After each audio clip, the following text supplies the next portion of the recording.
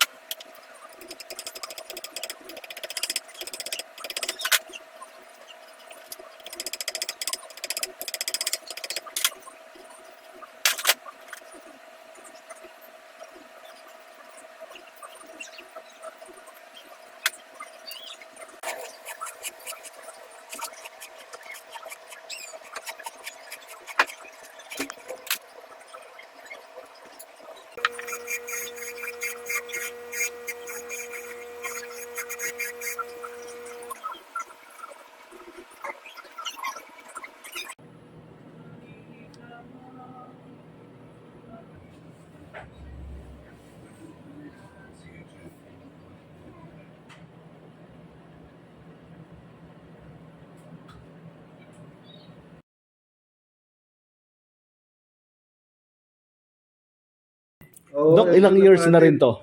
Tagal nito, Diba? girlfriend pa lang to eh. Di ba? Nakadalawa ng anak na yata kayo. Magna-9 yata. Magna 9 years na, 9 to almost 10 years na, buhay pa. Oo, yun oh, grabe oh. Lock and key. Unique design, Dok. Ito, Kasi may ikaw engrave. lang Ito, merong may ganyan. engrave. Oo, may engraved din tayo dyan. Ayan, kita mo yung mga engraved. Parang hindi, kung sa ngayon ko gagawin yan, Dok, parang hindi ko nakakayanin. Kaya mo pa rin yan? Yan yung mga lifetime jewelry. Magiging lolo ka na, buhay pa. Wala na, no? Na-excite ka, sir, ano? At least. Pag sa jewelry store yan, sir, hindi ganun ang price. Oo naman. Malayo. Oo naman, malayo. Kahit sabihin pa nilang 30% Kahit less. nasabihin mong ilapit mo, malayo pa rin. Malayo pa rin. Kasi syempre, umuupa ka ng store. Parang sa akin lang din yun. Sumusweldo ka ng tao. Oo. Unlike yung direkta ka sa goldsmith mismo, ayun, Oo. labor cost. at saka excess cost lang. Baka ikaw na sumusuot niya na. Oo, akin lang to.